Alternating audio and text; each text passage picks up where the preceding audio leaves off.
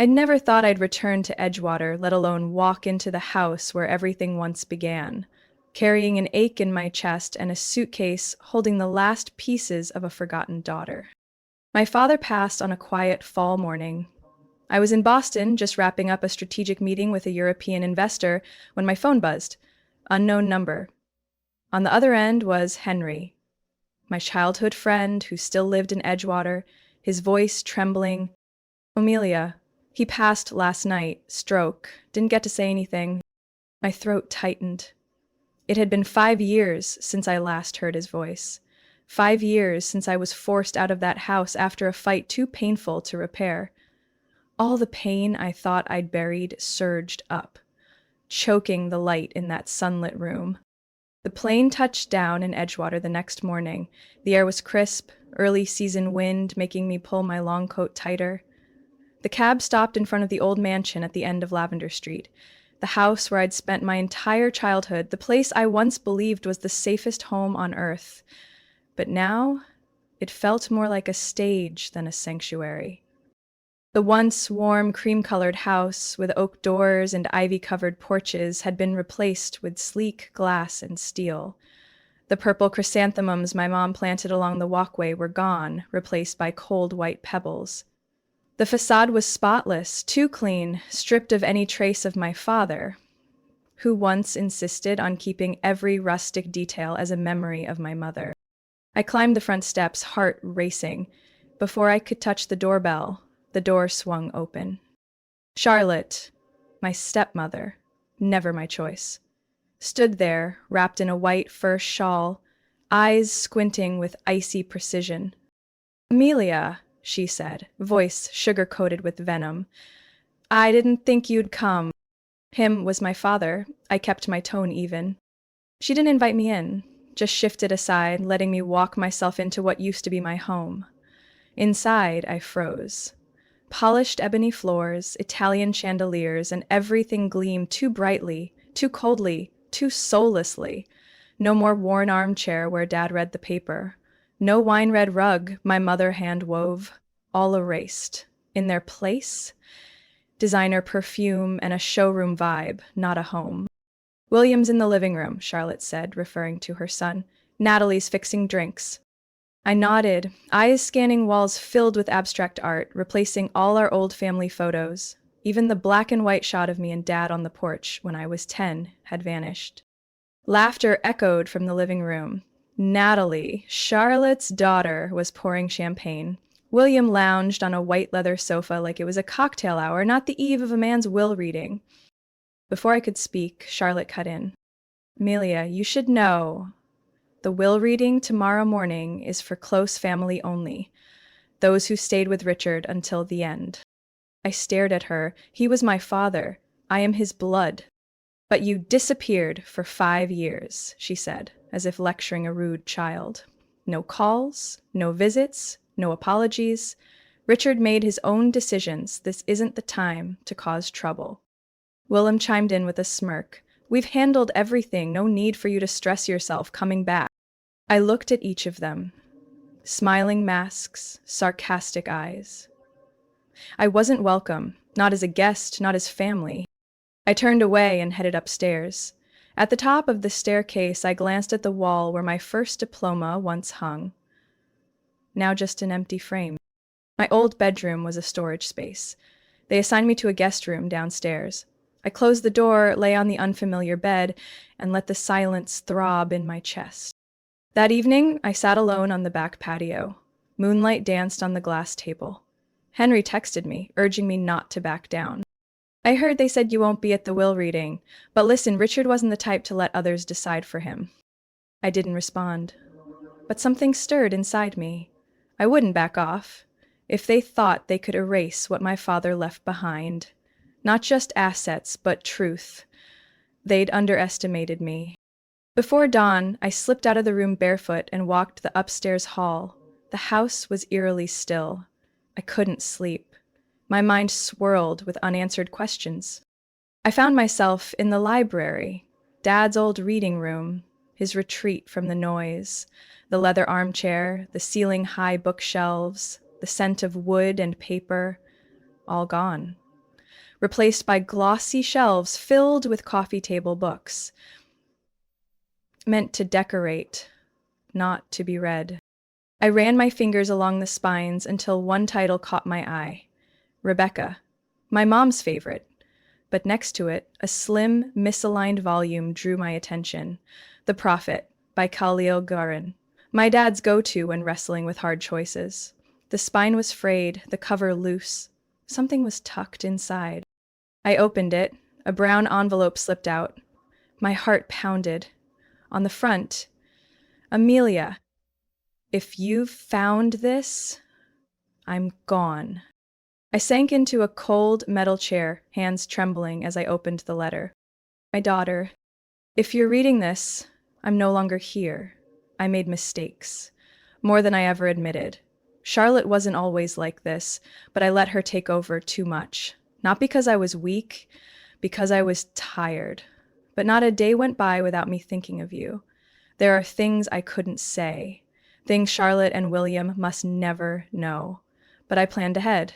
Go to First Northern Trust, ask for safe deposit box number 814. The key is behind the Amelia's graduation frame in the storage room. Don't trust anyone, not even Harold. Find my private attorney, Clay Donahue, Beach Hill. He knows everything. You have more than you realize. I want you to have it all. I clutched the letter. It wasn't just an apology. It was a warning, a map to something Charlotte clearly didn't want me finding.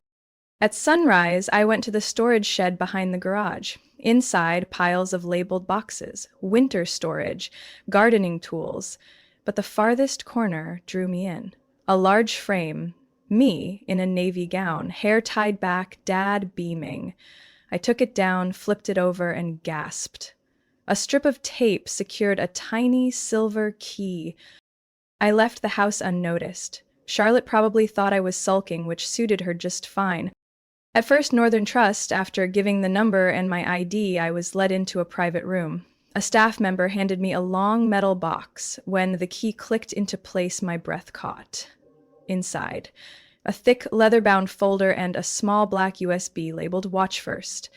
I grabbed both and headed to a quiet cafe nearby, where I could borrow a laptop and headphones. The screen lit up. A single video file appeared. I hit play.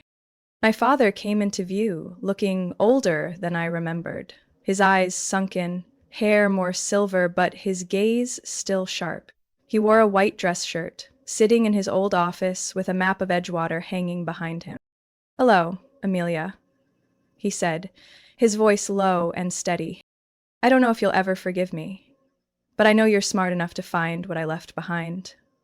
Charlotte changed.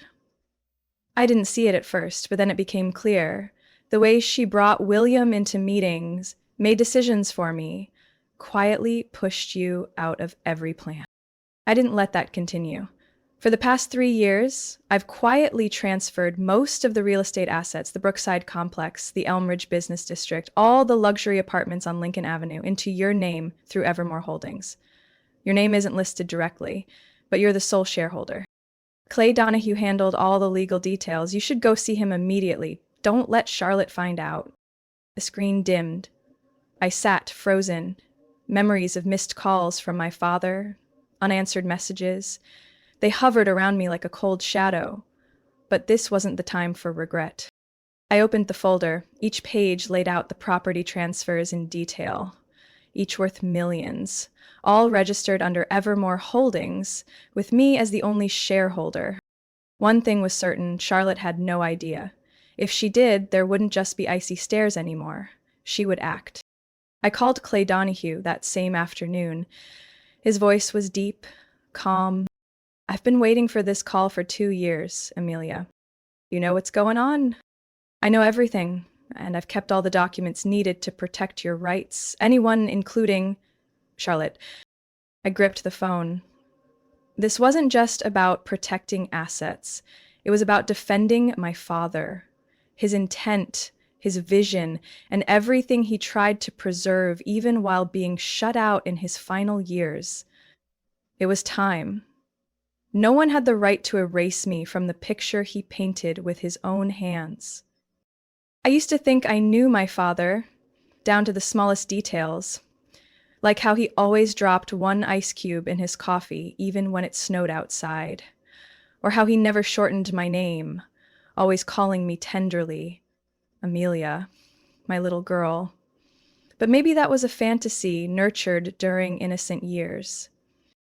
My mother died when I was 13, a car accident on the interstate, Christmas Eve. My father didn't speak at the funeral, just held my hand, cold and trembling. We lived in silence for months until Charlotte showed up. With her warm smile, soft blonde curls, and a perfume I've forever associated with unease. They met at an urban development conference. Charlotte was a communications director at an investment fund, a widow with 2 children, and a way of looking at people that made them drop their guard. My father looked at her like she was the reason he could breathe again. I wasn't so easily convinced. William, 2 years older than me, acted like the house belonged to him. Natalie rarely spoke, but her eyes were colder than a Lake Edgewater winter. Within a year, my father remarried, and the house shifted from mourning to something worse: controlled detachment. Charlotte never forbade things outright. She was more subtle. When I brought up my mother, she changed the subject.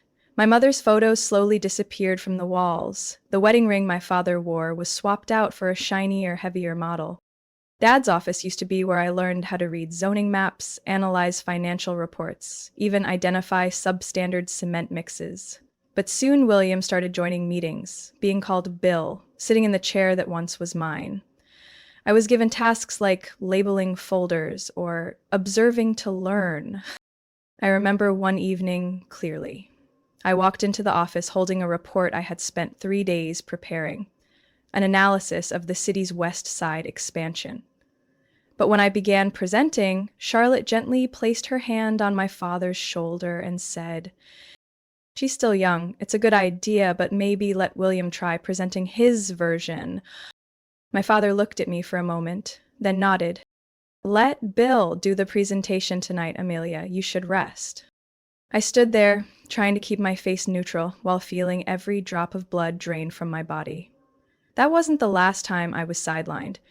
The Chicago trip, I was cut from the list due to budget constraints. The succession planning program, William was chosen instead. Projects I had brainstormed with my father in high school slowly turned into William's initiatives. I didn't fight back. Not at first. I endured, took notes, watched, but silence has a limit. One night, during a meeting about redeveloping the old harbor, I discovered my original design, shared with my father 3 months earlier, had been modified and submitted under the name William Sanders. I confronted him at the dinner table. Charlotte and her 2 children were all present. "You told me that was our project." He set down his fork and avoided my eyes. "You're overreacting, Amelia." "Overreacting?" My voice cracked. "You're letting someone steal my work and pretending nothing happened. William is family too. So am I. Or have you forgotten who my mother was?" Charlotte's face went pale. William scoffed. I left that night, wind plastering my thin coat to my skin. No one called after me. No one followed. The next morning, I boarded the earliest flight to Boston, leaving Edgewater with a college degree and a shattered heart. I never looked back. No social media, no calls, no letters. Even on sleepless nights when I hovered over my dad's contact in my phone, finger trembling over the call button, I didn't press it. I figured if he wanted to reach me, he would. But all I got was silence.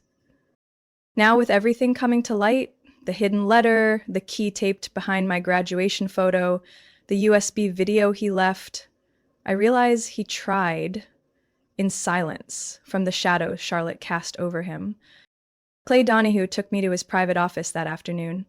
Dark wood walls, thick curtains blocking sunlight, but strangely the air felt clearer there than anywhere else. "I helped him transfer 14 major properties," Clay said, sliding a thick list across the table, "all owned by Evermore Holdings. You're the sole shareholder." How long had he been doing this? Almost 3 years. Toward the end, he was increasingly afraid Charlotte would destroy everything. He said there was only one person he trusted, Amelia Green. I held the list, scanning familiar names. The Central Building in Old Town's commercial district, the row of storefronts along Franklin Avenue, the empty lot he once called the heart of Edgewater. No more doubt, he had planned everything, step by step, quietly. The only question left was, how do I protect it all from those who still won't let go? I arrived at the law office just 3 minutes before the scheduled time. Not early, not late, just enough to make them think I wasn't coming, then freeze when I stepped through the thick mahogany doors. The meeting room was on the 3rd floor of an old building on East Willow Street. It had an Edwardian-style architecture, with low arches and stained glass windows catching soft daylight. Richard had once chosen this as the company's first headquarters, saying, "Nothing speaks of longevity like century-old stonework." The receptionist hesitated when I said my name. "You're Miss Green? I'm not sure." "Tell Mr. Harold Fisher that Richard Green's biological daughter is waiting outside. If he refuses to see me, I'm happy to give the press an interview right here in the hallway." She vanished like a gust of wind, returning seconds later with a flustered expression. "Please come in." The wooden door swung open, revealing a scene so crowded it was almost ridiculous. Charlotte sat in the center like a queen in head-to-toe black, draped in a cashmere coat with a Hermes scarf across her shoulder. William sat to her right, tailored suit, one leg crossed as if enduring a dull concert. Natalie lingered on the edge, hands knotted on her lap, eyes down on the carpet. There was also a man in a gray suit who looked like a financial advisor. Everyone looked up as I walked in. Silence broke when Charlotte spoke, her voice cool as winter wind. "Amelia, what a surprise! I'm here to hear the will. I believe that's what my father would have wanted." "I don't think you're part of this anymore," William said with a half smirk. "You walked out on your own." Mr. Fisher cleared his throat and stood. He was in his early 60s, salt and pepper hair, visibly tense. "This is the formal reading as requested by the late Mr. Richard Green. If Amelia Green is his legal daughter, she has the right to be present." I took a seat at an empty corner of the table, placed my document case on my lap, arms folded. No one spoke again as Mr. Fisher began to read. The opening lines affirmed his sound mind. Then came the division of assets. "To my wife, Charlotte, I leave the house at 19 North Harlan Avenue and the sum of $2 million in liquid assets." Charlotte didn't react. She clearly saw that as an appetizer. "To my stepson, William, I leave the 1969 Jaguar E-Type and $1 million. William gave a slight nod, as if everything was proceeding according to plan. "To my stepdaughter, Natalie, I leave my collection of rare maps and $500,000. Natalie lifted her gaze, mildly surprised. Fisher paused, took a breath. "The remaining shares and assets under Greenfield Properties, as well as all controlling interests in its associated entities, I leave to my daughter, Amelia Green." Silence shattered like crystal glass. "Excuse me?" Charlotte shot up, her voice like a blade. "You're reading it wrong. Richard changed his will 2 years ago. I was there. There was an amendment signed 8 months ago, filed directly with the court, witnessed by 3 parties," Fisher replied, softly but firmly. "It is the final legal version." William slammed his hand on the table. "That's not possible. She hasn't been involved with the company in years." "I've been the one running it." "Running an empty shell, more like," I said, unlocking my case. "Greenfield's core assets have already been stripped." "Why?" "Because most of them were legally transferred to a different company, Everline Development Holdings, a company that belongs entirely to me." I pulled out the files and pushed them to the center. Charlotte lunged forward, grabbed the stack. Her hands trembled as she flipped through. Transfer certificates, filed transactions, properties worth tens of millions, now under a new entity, with me as the sole owner. "Forgery. This can't be valid." "You can check with the county registrar this afternoon," I said. "Everything's filed, signed by my father, notarized independently, and I have video confirmation of his statement if you'd like to watch it." Charlotte turned to Fisher, furious. "You're not going to stop this? This is a coup." Fisher placed a firm hand on the documents, his tone deliberate. "Mrs. Charlotte, If what I just read is accurate, Greenfield is now an empty vessel. The core properties were legally reassigned while Mr. Richard was alive. Leaving the company to Amelia is simply to formalize the current control. William kicked the table leg and stood. No one can cheat us like this. I'll sue. I gave a slight smile. Sue who? My father? The legal system? Or maybe you, Charlotte, for mortgaging company assets into that failed Florida investment last year? Natalie looked away. William's face drained of color. Charlotte steadied herself, but her tone slipped. So you're just taking everything? Cutting out those who were actually with Richard at the end? No one's cutting anyone, I said. He left me not just numbers, but his vision. A system he built with his life. You wanted to sell it off piece by piece, for cash and control. No one responded. Only the ceiling fan buzzed faintly, adding to the icy air in a room too richly decorated for its own good. I stood, gathered my files. This meeting is adjourned. All transitions will proceed by law. Anyone wanting to contest, please speak to my attorney. Otherwise, do not touch any company property until the transfer process is complete. I walked out. No one stopped me. No one spoke. I didn't need a victory. I needed justice. And today I reclaimed what had been stolen with the only method my father ever trusted: law and preparation. The glass doors of Greenfield Properties still bore the old brass plaque, tarnished at the edges. I stepped into the main lobby, once flooded with natural light and lively chatter. Now it felt thick, dim, the reception desk abandoned like a breathless body. A woman emerged from the left office, hair neatly grayed, eyes wide when she saw me. I smiled. I guess you still remember every staffer Richard hand-picked, Aunt Margaret. She exhaled, stepping in to embrace me. You really came back. Richard prepared everything. I prayed you'd find the way. I gently stepped back, eyes scanning the space behind her. I'm afraid not much is left. We sat in a small room at the end of the hall, where Margaret had worked for over 2 decades. It was cluttered with binders, sticky notes, and multicolored project boards covering every inch. While Charlotte had turned the rest of the building into hollow lounges, Margaret's office still carried the pulse of the old Greenfield. Finance is a mess, she said. Operations cost slashed, staff pay delayed for 3 consecutive months. The planning department was taken over by strategic experts William brought in, none with real community development experience. My eyes narrowed. What about the South Shore project? It was transferred. Buyers a corporation named Wexford Urban Group, contract priced at least $3 million below market. My heart thudded. South Shore had been Richard's passion, a mixed-use space combining affordable housing, a community center, and lakeside park, now in the hands of developers known for overpriced luxury homes. I pulled out my phone and dialed Clay. Clay, can you verify the legal rep for the South Shore sale? I need to know who they are urgently. I'll call the city registrar, he replied. But Amelia, demo might have already started. I hung up, my hand clenched tightly.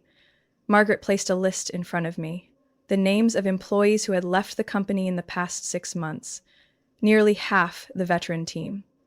Some had been let go, others had resigned because they couldn't stand the manipulation and profit-driven direction. I need a full list of who's still here, who was loyal to my father, and who's working for Charlotte, I said, my voice firmer than I expected. Starting today, the executive authority returns to me. Margaret nodded, a flicker of hope flashing in her eyes. That afternoon, I met with Franklin Ross, the co-founder of Greenfield, alongside my father. His office was on the 2nd floor of a red brick building overlooking the Central Park, where Richard used to take me for ice cream and sketch maps back when I was in 6th grade. The moment Franklin saw me, he laughed. That look in your eyes, it's just like Richard when he was 35. Stubborn, relentless, and absolutely uncompromising. I need help, I said bluntly. Where do we start? Wexford Urban Group, South Shore. Undervalued deal, smells dirty. Franklin lifted a porcelain coffee cup, tapping it lightly. They didn't come on their own. Charlotte invited them. But the one pulling the strings is Declan Morris. the guy who clashed with Richard over riverfront land use back in 2009. I leaned back. So he's finally come back. Franklin tilted his head, eyes narrowing. There's more. I heard Charlotte made a verbal deal to sell the old downtown district, the one with landmark protections, to a commercial development group. If you don't stop it, in a month, that place will be a parking lot for a strip mall chain. I nodded slowly. Then I have to stop it today. On the way back, I stopped by the old accounting office to meet with James Holloway, who'd handled Greenfield's cash flow since I was in high school.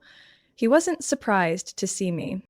Charlotte doesn't know how to run a business. She's slashed costs to the bone while burning company money on PR stunts and phony events, he said, pulling out a stack of financial reports.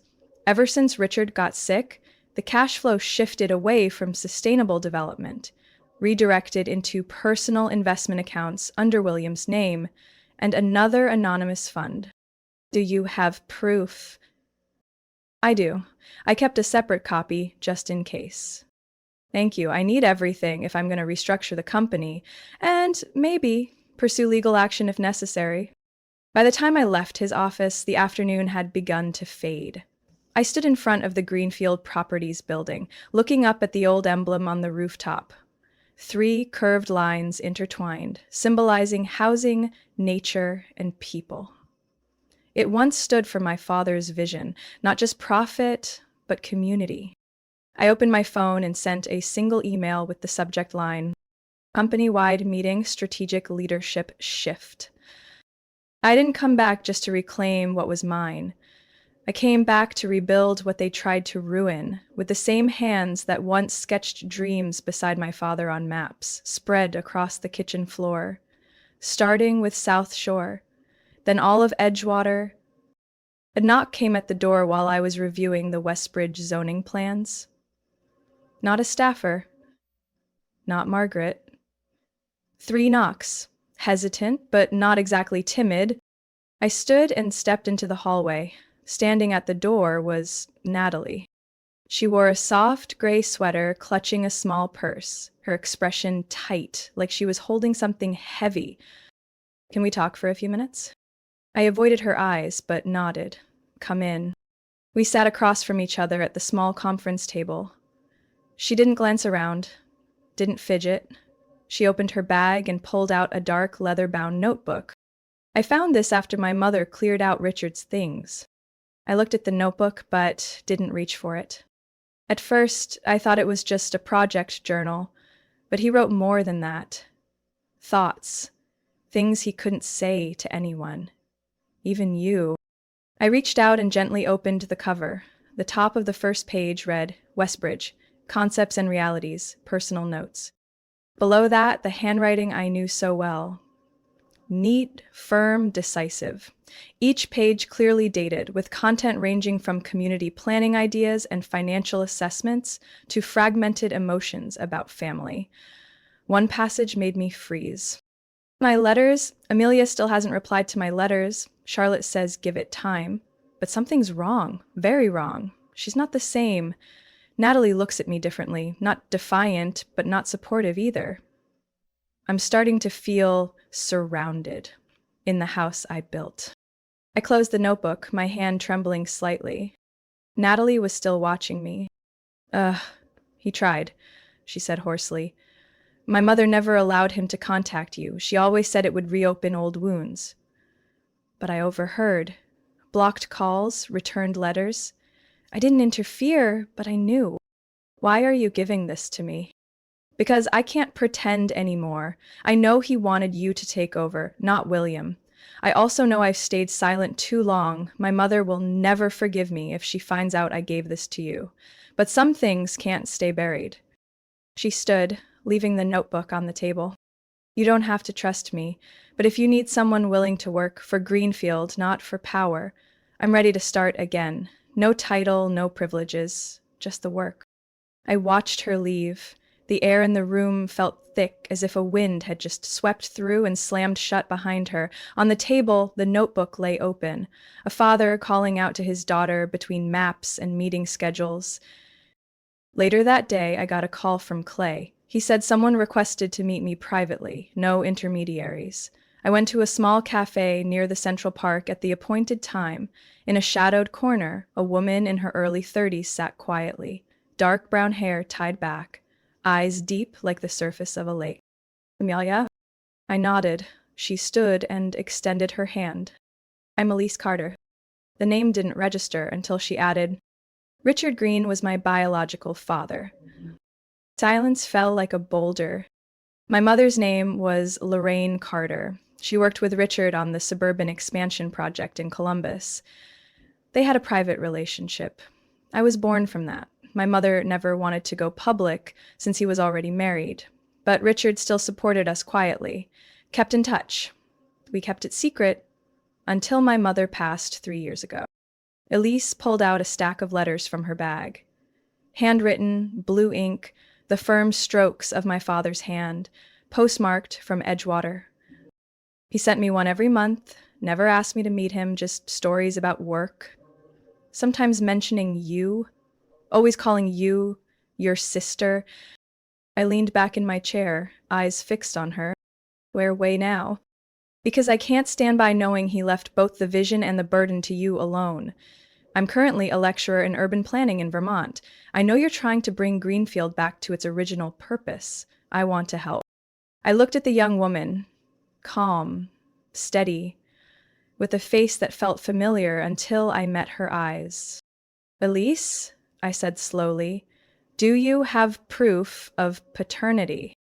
She nodded and pulled out a small envelope.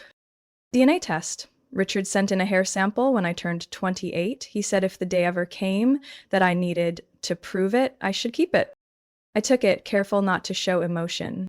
Does anyone else know you're his daughter? No, I wasn't ready for that, but now, if you need me to go public, I will. I didn't say anything. In my mind, the scattered pieces were beginning to fall into place.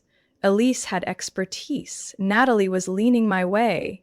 Those who were once outsiders were becoming allies.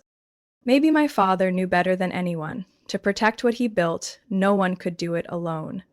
He'd planted seeds of connection in silence. Now it was time for them to grow. The Edgewater District Court sent a notice that Tuesday. Thick envelope, bold print, message clear. The plaintiff, Charlotte Sanders, was officially withdrawing her lawsuit over asset ownership, share transfers, and the validity of the will. Reason: insufficient legal grounds to continue litigation. Clay tossed the copy onto my desk with a dry smile. They planned to hit fast, didn't expect you to have a paper trail for every move. 3 of their attorneys quit after the second meeting. Nobody wants to ruin their reputation on a guaranteed loss. I folded the file and pushed it aside. What about her accusations that I forced Dad to change the will? All quiet. Press is under control. Sounds like someone advised her to bow out. Nothing's quiet when you nearly destroy someone else's legacy. Clay shrugged. You kept the core intact. Now it's about rebuilding trust. The city council meeting was held in the chamber behind Town Hall, lined with tight oak benches and wall-sized planning maps pinned with color-coded notes. Every seat was filled 10 minutes before the meeting began. On the front row, I spotted Margaret, Elise, Natalie, and Franklin. They didn't speak, but each subtle nod felt like a shield at my back. The council sat up front, Mayor Barrow cautious and unreadable. At the center, next, he tapped the gavel, proposal to amend the Westbridge Development Plan submitted by Greenfield Properties under its new CEO, Miss Amelia Green. I stepped up, laptop already queued. No need for long intros, no fluff. Westbridge was once a contested plot. My father, Richard Green, spent nearly a decade convincing the city to preserve it for community development. He believed that if left to market forces alone, the area would become isolated mansions, shutting locals out.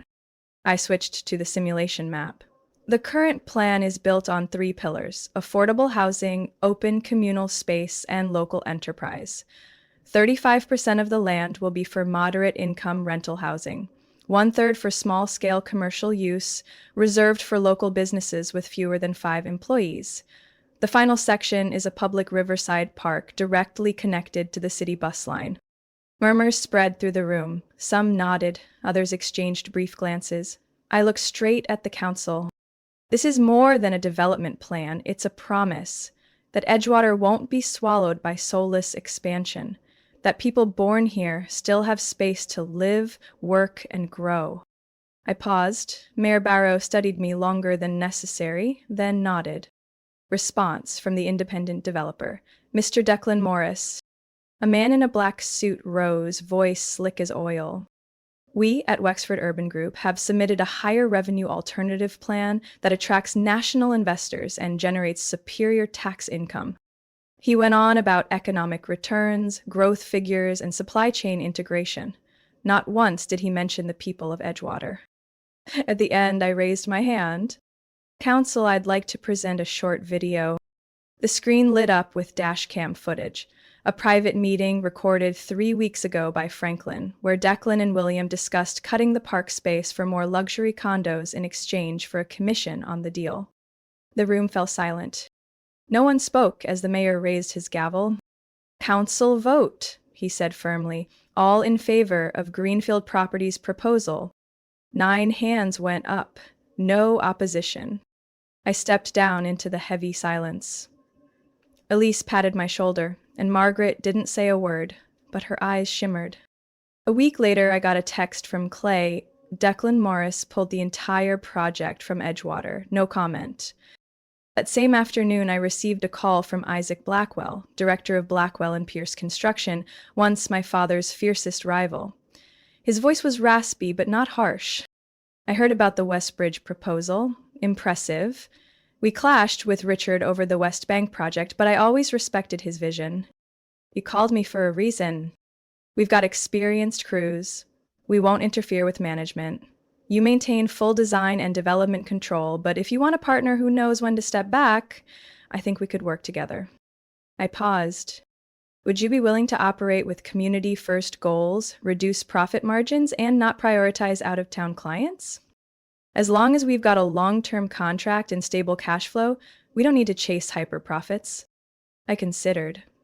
Isaac wasn't like Declan. He may have played tough, but he knew where the line was, and how not to cross it. Hey, Isaac!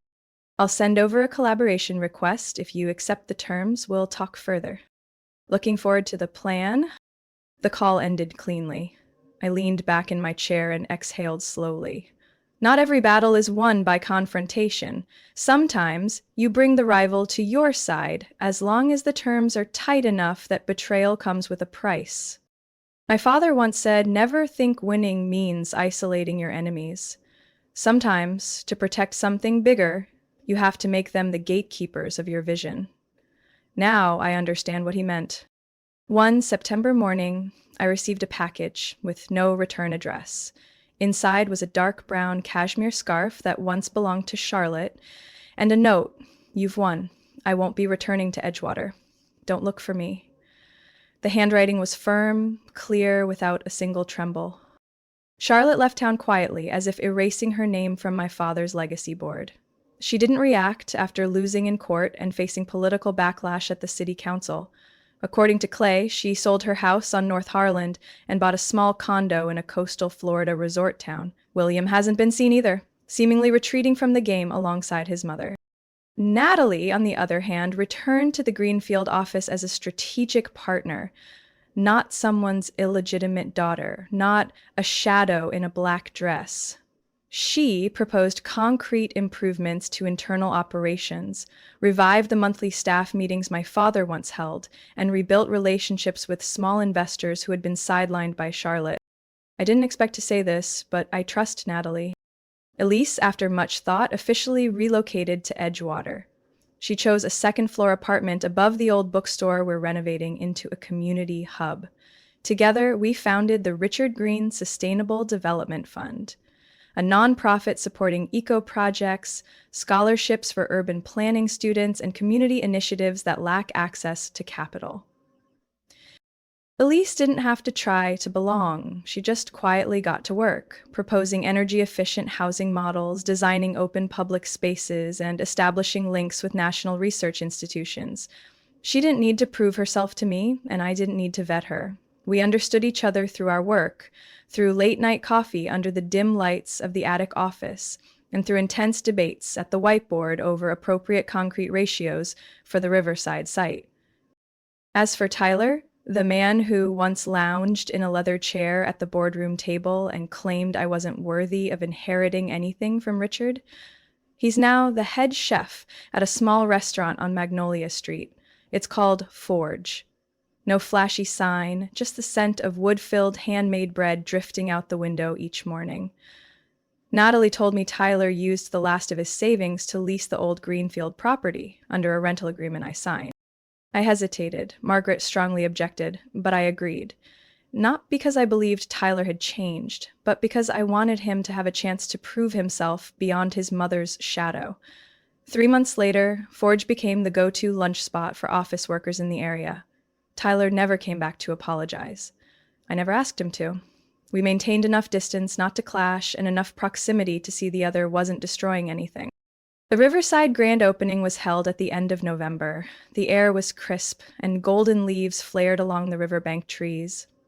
The whole city seemed to show up.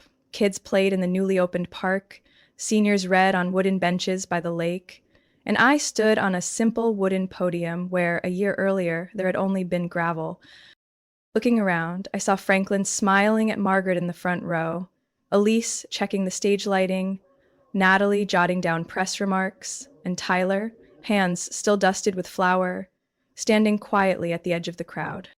I didn't need a long speech. I stepped up to the mic and said, "Richard Green didn't leave me a company, he left me a principle. Land isn't just for sale, it's for anchoring community." Behind me, a gleaming brass plaque was affixed to a granite post. Riverside Commons, dedicated to the one who believed in what no one else dared to, that development doesn't have to sacrifice humanity. Applause rang out. I stepped down, moving through the crowd, my eyes searching the willow tree by the path. Grace was standing there, my best friend since preschool. The one who never asked whether I'd stay or leave, only sent me a hot coffee every morning during those chaotic first 3 months. The one who helped me stay calm when I was cut from the will, who held my hand in the courthouse hallway when everything felt like it was falling apart. I walked over, said nothing, and pulled from my coat pocket a small box I'd kept far too long. She looked down, then up. A tilted smile, just like the old days. "No words needed," she nodded. I slipped the ring onto her finger, beneath the fading afternoon light, as Edgewater turned to winter and the air carried the scent of cookies from Tyler's restaurant at the end of the block. I used to think my father's legacy was real estate blueprints and shell companies, but now I understand it runs deeper. It's the people around me, those once pushed to the margins who chose to rebuild from the sidelines. It's the will to not compromise, the belief in lasting value, the courage to stand alone in a crowded hall and not step back. Legacy isn't written on paper, it lives in each person who helped me hold on to Edgewater. And as I walked with Grace along the stone path cutting through the four-season garden behind the community center, I realized that what began in loss could end in something more beautiful, continuity, fiercely protected by our own hands. Amelia's story isn't just about reclaiming an inheritance. It's a testament to resilience and rebuilding from the ashes. From a daughter cast aside, she redefined her worth, reclaimed her family's legacy, and transformed it into a foundation that serves others. In real life, her journey reminds us that true recognition isn't always about blood, it's about what you choose to protect, even if you stand alone. What do you think of Amelia's journey? Should she forgive those who once hurt her? Share your thoughts below, and don't forget to follow the channel for more stories about family, resilience, and the power of choice.